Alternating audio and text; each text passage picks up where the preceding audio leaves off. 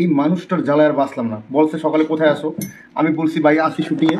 কোথায় শুটিং আসো, আমি বলছি আসি ওই যে একটা গান করবো।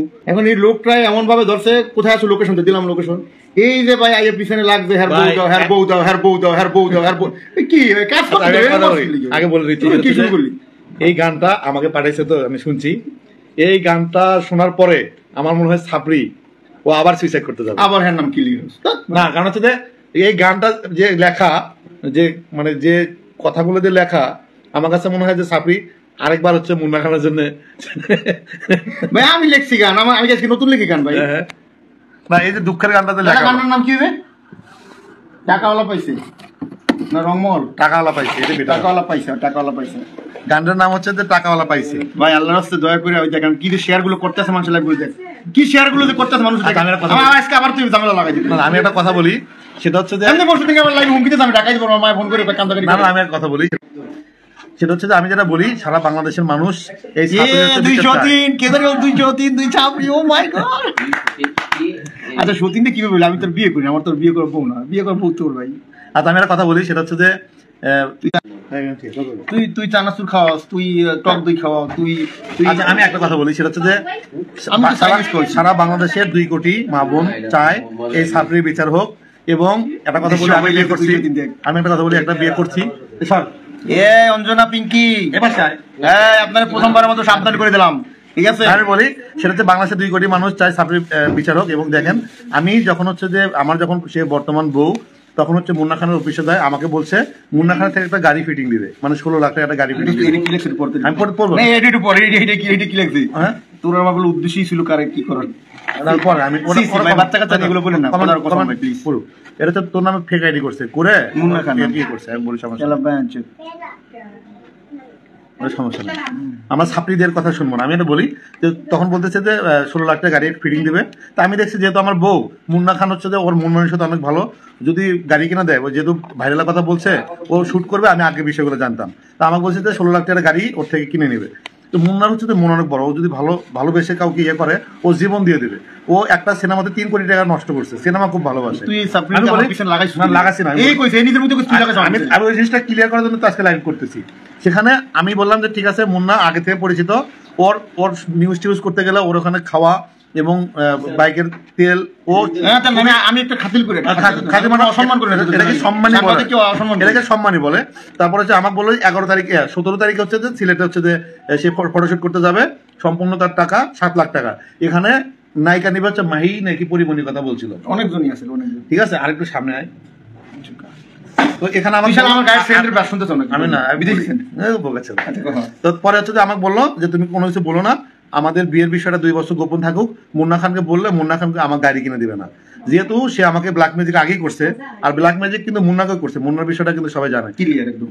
হ্যাঁ ও ব্ল্যাক ম্যাজিক করে না, কি করছে আমি জানি না, কিন্তু আমার না বিয়ে তার ভাই নিজে বলছে যে ওই মহিলার কেউ যদি 1 গ্লাস পানি খায় তাহলে 1 মাস 3 মাস সে সুস্থ থাকবে না। তাই ভাই ওর সাথে কোনো সংযোগ নেই, কোনো কিছু নাই। এই ছাপড়ি হচ্ছে যে বিভিন্ন মানুষকে ব্ল্যাকমেল করে, ঠিক আছে? তাকে বিপদে ফেলাবে না, তার কোনো কথা আছে। পরে কি করলো আমি বললাম ঠিক আছে তাহলে কর, যেহেতু মুন্না আমার ভাই ব্রাদার করতে পারিস। ও মা মুন্নার ওখানে গিয়ে সে ঢুলে পড়তেছে। তা মুন্না খান হচ্ছে যে তখন পেজে না পরে ভাইলেন্স ছিল, ও বলছে 10টা লাইভ করবে। মূলত হচ্ছে কি 10,000 টাকা তার লাইভে চার্জ, তার থেকে 10টা লাইভ করে 1 লাখ টাকা নিবে, এটা আমাকে বলছে, ঠিক আছে? কিন্তু এতে দেখছে যে যেহেতু সে মামা যাচ্ছে, তারপর হচ্ছে যে তাকে হচ্ছে যে বিভিন্ন ইলিশ খাওয়াচ্ছে, কিন্তু ওর ধান্দা হচ্ছে যে বাসা চেঞ্জ করবে। তখন হচ্ছে যে তার ধান্দা ছিল হচ্ছে তার বাসা চেঞ্জ করবে, ঠিক আছে? শুটিং করতেছে, হয়তো অনেক মেয়ে আসা যাওয়া করতে, তোরা মেকআপ রুমে না সমস্যা শুটিং স্পট। পরে হচ্ছে যে পরে যখন হচ্ছে যে ওর ধান্দা ছিল যে বাসা ভাড়া দিতে পারতেছে না এবং বাসা চেঞ্জ করবে, তখন যেটা করলো কি মুন্না খান যখন হচ্ছে যে বাংলাদেশে আসলো, ওর বাবাকে হচ্ছে যে হাসপাতালে নিয়ে গেল এবং বাবাকে হাসপাতালে সিম্পিতি দেখার জন্য মুন্না খান 1 লাখ টাকা নিয়েছে। এটা আমি জানি, ঠিক আছে? মুন্না খানকে বুঝালো যে বাপ খুবই অসুস্থ, হাসপাতালে সে হাসপাতালে ভর্তি করে মুন্নাতে 1 লাখ টাকা। কিসের 1 লাখ টাকা? টাকা যখন চাইতো আমি 10 টাকা দিলে 5 টাকা সেটা আমি যেটা জানতাম, টাকা কোনো ফ্যাক্ট না, টাকা সে কোটি টাকা না। দিনের বেলা হচ্ছে যে মুন্না খানের অফিসে যেত, বিভিন্ন ইয়ে করতো, রাতে এসে আমার বাসায় থাকতো এবং আমার হাত পা ধরতো যে মুন্নাকে তুই কিছু বলিস না, মুন্নাকে বললে আমার লং একটা ইয়ে আছে, কোথায় দিব না লং হচ্ছে প্ল্যানিং আছে, তুই চুপ থাক মানে আমাকে এটা বুঝাইতো, ঠিক আছে? আমি দেখছি মুন্না যদি ওর যদি কাজ করে, আরে ভাই কপিরাইট থাম না। হ্যাঁ বল তখন এই বিষয়টা যখন হচ্ছে বললো, তখন আমি বললাম ঠিক আছে মুন্না যেহেতু ভাই ব্রাদার করুক, সমস্যা নাই, কিন্তু কাজ করা হচ্ছে যে আপনার 13 তারিখ আমাকে বললো যে তুইও যাবি, ঠিক আছে? হ্যাঁ হ্যাঁ ঠিক আছে ঠিক আছে, আপনার মুখের ব্যবহার বলুন, তাই আমি একটু কথা বলি। না বলার কি আছে, ঠিক আছে। যখন হচ্ছে যে ও কথা ছিল হচ্ছে 13 তারিখ, এবং আমাদের হচ্ছে যে মেকআপ ম্যান বাবু, ও আমার খুব কাছের ছোট ভাই, ও বিষয়টা আগে থেকে জানতো, এবং আমরা টোটালি হচ্ছে যে একটা কি বলে প্ল্যানিং ছিল যে একটা ধাম করে একটা ইয়ে আসবে।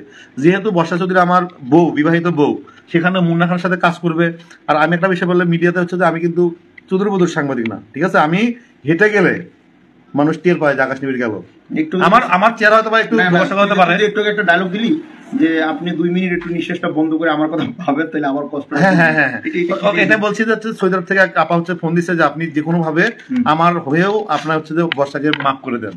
তা আমি বললাম যে 22টা বছর, আচ্ছা 22টা বছর যে পরিমাণ মানুষকে জ্বালাইছে, 12টা বিয়ে করছে, 3টা সুগার ড্যাডি, 3জনকে মেরে ফেলছে, সেখানে আমি আর কথা বলি, সেখানে 3 মিনিট আপনি জাস্ট 1 মিনিট নিঃশ্বাস বন্ধ করে থাকেন, কষ্টটা কি এটা আমি জানি।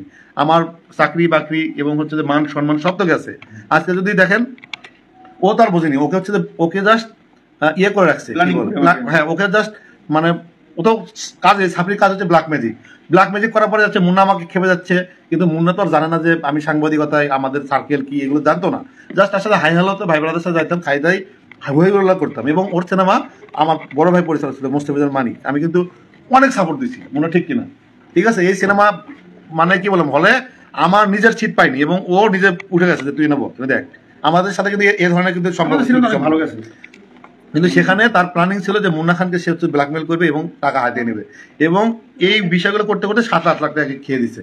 নায়িকার শুটিং এর কথা বলে সিলেটে গিয়ে 7 লাখ টাকা শুটিং হচ্ছে, সব দেখাই আপনি জানেন না, যেগুলো হচ্ছে সাথে গেছে মেকআপ ম্যান, তারপর হচ্ছে কোরিওগ্রাফার, ওদেরকে কিন্তু টাকাই দেওয়া হয়নি, ঠিক আছে? টাকা না দিয়ে সম্পূর্ণ টাকা মারে গেছে, এবং এই মুন্না খানের টাকা দিয়ে সে বাসা চেঞ্জ করছে, কারণ হচ্ছে বাসা ভাড়া দিতে পারে না। আমার কাছে কান্নাকাটি করতো যে বাসা চেঞ্জ করবো, 70,000 টাকা কই পাবো, আমার দ্বারা আমি মুন্নার থেকে টাকা নিতে হবে, এগুলো সে বলতো।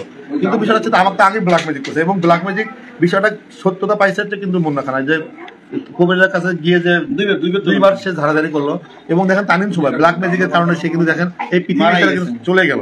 এবং এটা কিন্তু আমি বারবার কিন্তু বলছি যে ব্ল্যাক ম্যাজিক, এবং ও যে মানে কি ধরনের একটা বাটপার, আমি আমার চোখে আমি দেখছি।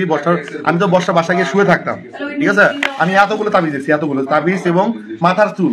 আমার কাছে মনে হয় যে রাসেল মিয়াকেও সে ব্ল্যাক ম্যাজিকটা করছিল, কিন্তু রাসেল মিয়া হয়তো মানে ও কিন্তু আধ্যাত্মিক টাইপের লোক, ওরা কিন্তু কিছু করতে পারেনি। তারপরে কি হলো, ওরা গেল, ওর যে মাওয়া যাচ্ছে, মানে এমন বন্ধুত্ব। বর্ষার প্ল্যানিং ছিল যে মুন্না খান যেন আমার উপরে রাগ করে, মানে বর্ষার প্ল্যানিং ছিল যে মুন্না খান আমার উপরে যেন রাগ করে, এবং আমাকে খেপালে মুন্না খান হচ্ছে ওকে সাপোর্ট দিবে এবং আমাকে এখান থেকে তাড়াই দিবে, এই প্ল্যানিং করে। ফারিয়া খানের বিনোদন দরকার, আপনি ওর মাফ করলে আমরা বিনোদন পাবো কোথায়? কি তুই আবার কি লিখে লাড়াটা দিলের মধ্যে কদি এই গেল লড়াই, তাহলে রিস্কে একদিন ফোন ধরতে পারতো না, ফোনটা তাহলে তো বহুত কিছু করে ফোন ধরে। এবং দেখেন প্ল্যানিং দেখেন, আমাকে দিয়ে হিট করতে চাইছিল রাসেল মিয়াকে, লাকি রহমান, এটা কিন্তু আমি করিনি, এবং মুন্না খানকে হিট করতে চাইছিল আমারই, পারে নাই। যখন মুন্না খানকে বোঝাতে আরে সাদা তুই না, সবাই সব টার্গেট তো তুই ছিলেন, টার্গেট ছিল অন্যান্য বড় বড় রাঘব বল। আচ্ছা, এটা আমি না জানি, ঠিক আছে? কিন্তু মানুষ এটা বলতেছে, আপনারা প্রশ্ন করেন আমাকে, আজকে একটা প্রশ্ন দিছে যে মুন্না খানকে এত অপমান করলো, তার গোপন ভিডিও ছেড়ে দিল, তার পরিবারকে নিয়ে হেউ করলো, মুন্না খান কেন তাকে মামলা করতেছে না? শুধু আমি একটা কথাই বলি, মুন্না খান 4টা মামলা রেডি রাখছে। মোহাম্মদ শামস হাসান, ঠিক আছে? আসবো ইনশাআল্লাহ। আচ্ছা, আমরা প্রশ্নতে কমেন্ট গুলো পড়ি। হ্যাঁ, শারমিন আক্তার, মুন্না ভাইকে বলবেন চারকুল পরে শরীরে ফু দিতে, চারকুল পরে, চার কলেমা পড়ে নাকি না? কুল। আচ্ছা, নাহার নাসরিন এসে, মুন্না ভাই অনেক ওনাকে নিয়ে কথা বলেন কেন? এখন ও আপনি মহিলা একটা মহিলার সাথে 23 জন পুরুষ মিলে পারতেছে না। এই না, আমি এখানে যাও, দেখছো, দেখ আমার কেমন খাওয়া যাবে, আশেপাশের লোকে দেখছো, দেখে যাও আশেপাশের লোক বন্ধু। আর আমি খাওয়াইছিলাম তোরের, তুই আমার পর্ণ ভিডিও ছেড়ে দিচ্ছ, চিনি পর্ণ ভিডিও কি গোবর ভিডিও ছেলেদের পর্ণশালে কি হয়? তোদের কিস করলো যা কি করেছে কটু ও জায়েদ খান বলছে জায়েদ মামা তো আমার মামা না ভাই। শোনেন, ছেলেদের কখনো মান সম্মান যায় না ছেলেরা, এটা কিন্তু জায়েদ খানের কথা বুঝছেন, মুন্না খানের ভাই জায়েদ খানের কথা, ঠিক আছে?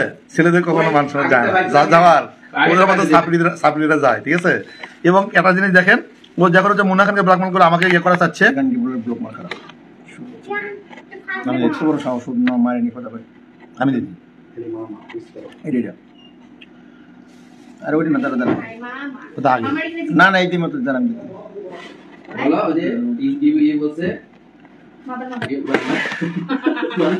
আমি দেখতেছি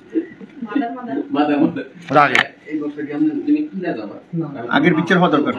রক্সন আক্তার, আয়শা,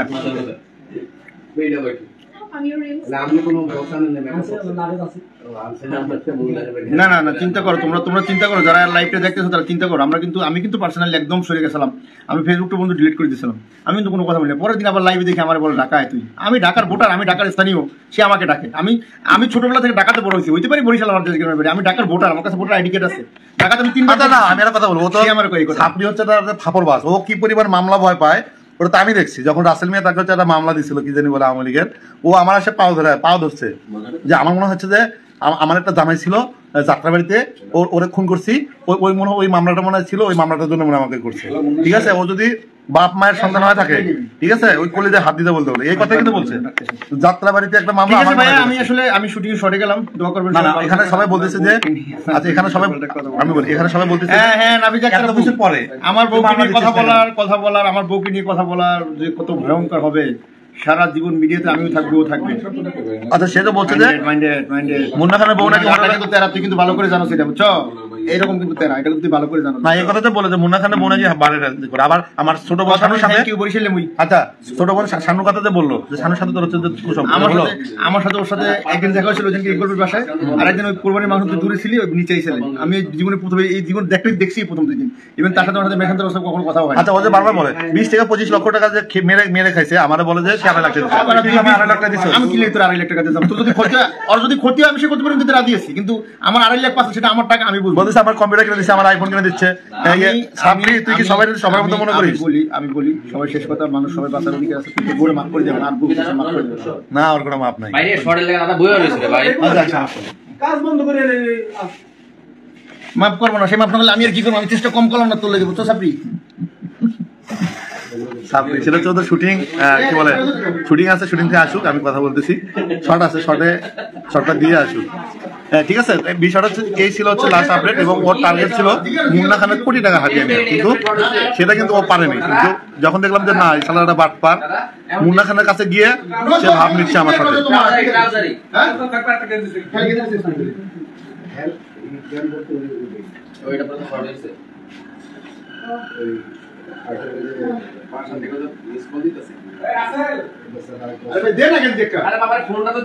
শারমিন আক্তার লেখছে বর্ষার ভুল ইংরেজির সময় হাসি পায়।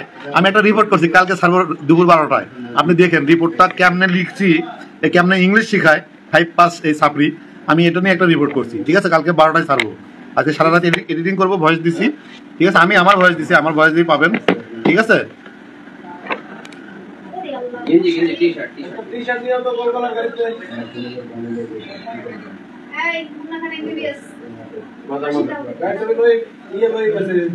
মুন্না খানের বউটা অনেক সুন্দর, বর্ষা তো বাজে কথা বললো, আপনি প্রতিবাদ করলেন না।